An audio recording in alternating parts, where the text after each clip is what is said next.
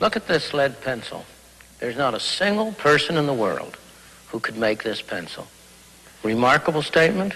Not at all. The wood from which it's made, for all I know, comes from a tree that was cut down in the state of Washington.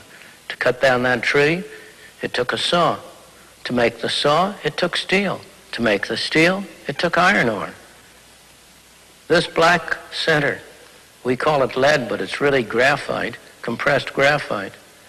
I'm not sure where it comes from, but I think it comes from some mines in South America. This red top up here, the eraser, bit of rubber, probably comes from Malaya, where the rubber tree isn't even native. It was imported from South America by some businessmen with the help of the British government.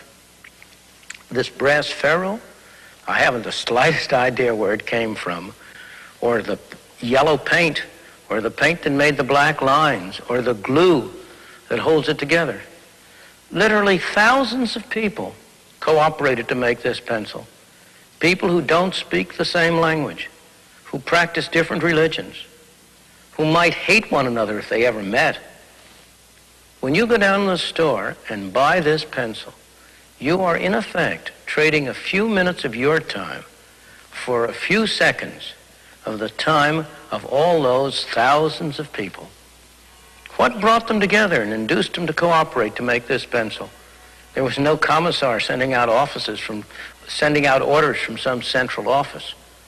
It was a magic of the price system, the impersonal operation of prices that brought them together and got them to cooperate to make this pencil so that you could have it for a trifling sum.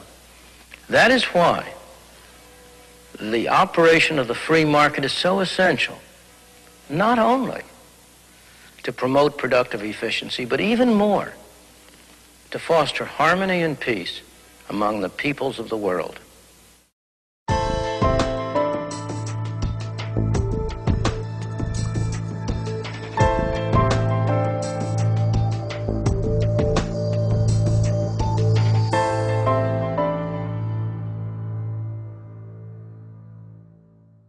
There is an enormous amount of poverty in the world everywhere.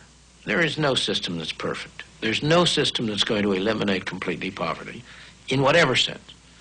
The question is, which system has the greatest chance? Which is the best arrangement for enabling poor people to improve their lot? And on that, the evidence of history speaks with a single voice. I do not know any exception to the proposition that if you compare like with like, the freer the system, the better off the ordinary poor people have been. Ask yourself what it is that assures these garment workers in Hong Kong a good wage. Not high by Western standards, but high enough to enable them to live far better than most people in the world. It's not government or trade unions that do it. These workers do well because there's competition for their labor and skills.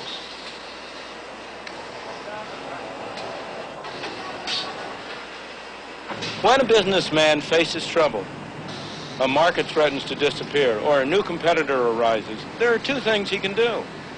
He can turn to the government for a tariff or a quota or some other restriction on competition, or he can adjust and adapt. In Hong Kong, the first option is closed. Hong Kong is too dependent on foreign trade so that the government has simply had to adopt a policy of complete non-interference. That's tough on some individuals, but it's extremely healthy for the society as a whole.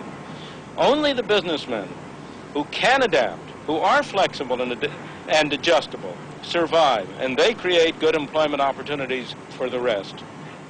The complete absence of tariffs or any other restrictions on trade is one of the main reasons why Hong Kong has been able to provide such a rapidly rising standard of life for its people.